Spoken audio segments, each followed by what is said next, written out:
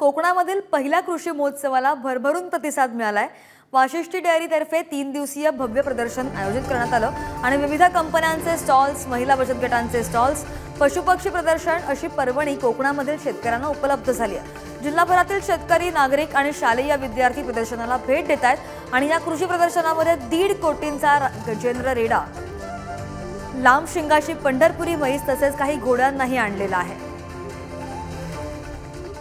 वाशिष्ठी डेअरीच्या वतीने चिपळूणमध्ये भव्य असे कृषी महोत्सवाचे आयोजन करण्यात आले आहे। कृषी महोत्सव, पशुपक्षी प्रदर्शन, महिला बचत गटांचे स्टॉल्स, विविध कंपन्यांचे स्टॉल्स असा हा 3 दिवस महोत्सव होत असून आज दुसऱ्या दिवशी या महोत्सवाला ग्रामीण भागासह शहरातील नागरिकांनी मोठ्या प्रमाणात प्रतिसाद दिला आणि भरभरून गर्दी केली।